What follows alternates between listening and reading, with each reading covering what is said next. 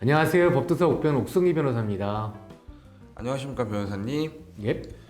선생님, 제가 오늘은 비트코인에 대해서 여쭤보려고 하는데요. 현재까지 발행된 코인들이 정말 많은데 100년 후에도 살아남을 수 있는 코인은 어떤 게 있을까요? 세 가지 정도 있을 것 같은데 그 첫 번째가 비트코인, 그 두 번째가 이더리움, 세 번째가 리플, 카르다노 등 의견이 분분할 수 있습니다. 특히 비트코인은 미국에서조차도 올해 1월 증권과 마찬가지로 ETF의 기초 상품으로 인정되고 허용되면서 이로 인해 일시적으로 그 가격이 폭등한 바 있습니다. 그렇다면 비트코인에 대해서 초보자들을 위해서 다시 한 번만 설명 부탁드립니다.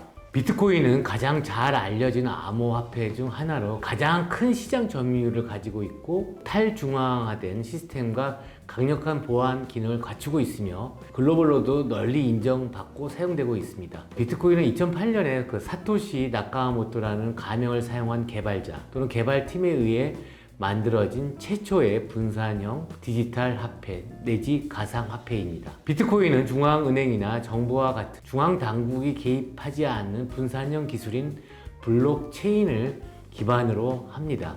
다음은 비트코인에 관련된 몇 가지 기본 개념입니다. 먼저 블록체인, 비트코인 거래는 블록이라고 불리는 연결된 데이터 블록체인으로 구성됩니다.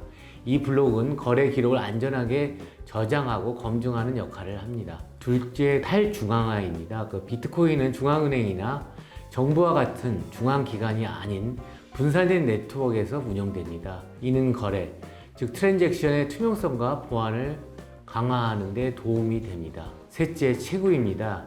그 비트코인 네트워크는 채굴이라는 과정을 통해 보안을 유지합니다. 채굴자는 거래를 검증하고 새로운 블록을 블록체인에 추가함으로써 보상을 받습니다. 넷째, 암호화폐 내지는 가상화폐 지갑입니다. 비트코인을 소유하고 전송하기 위해서는 디지털 지갑이 필요합니다. 지갑은 고유한 개인 키와 공개 키로 보호되며 이러한 키는 그 사용자가 자신의 비트코인을 관리하는 데 사용됩니다. 변호사님, 비트코인 관련해서 투자자가 기억해야 하는 3대 사건이 있다고 하는데 무엇인가요? 중요한 사건들은 다양하지만 그 비트코인 시장 및 생태계에 영향을 미칠 수 있는 3대 그 주요 사건을 말씀드리겠습니다.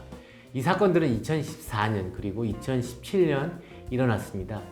먼저 2014년 일어난 실마리안 그 실크로드 폐쇄와 그 규제 강화입니다.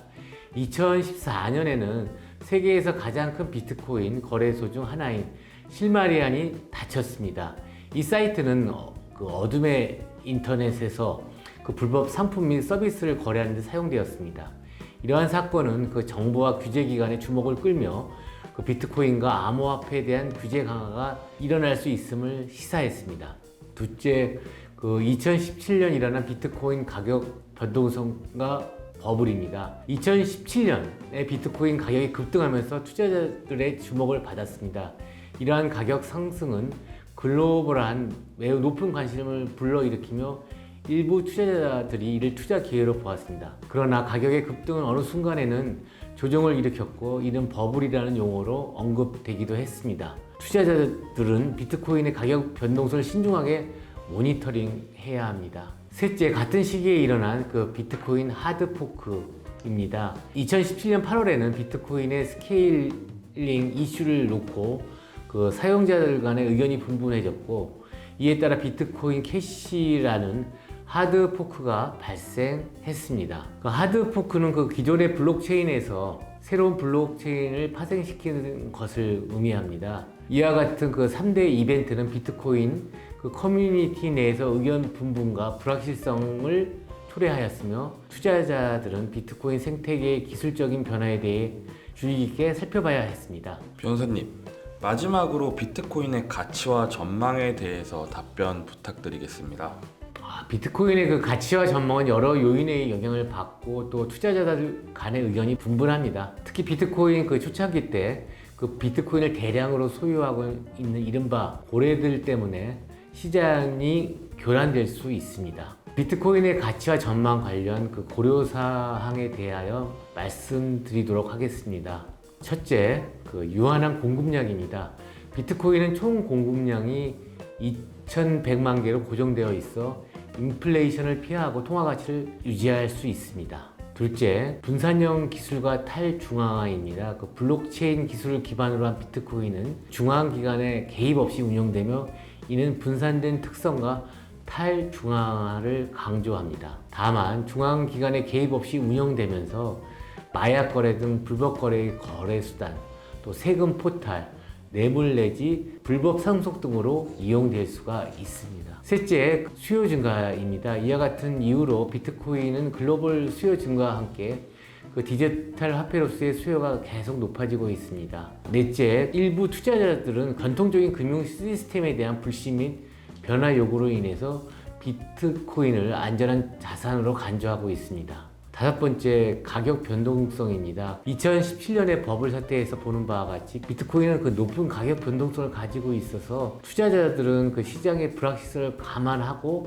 투자해야 합니다. 여섯 번째, 비트코인 프로토콜의 기술적 발전과 업그레이드는 네트워크의 효율성과 확정성을 높일 수가 있습니다.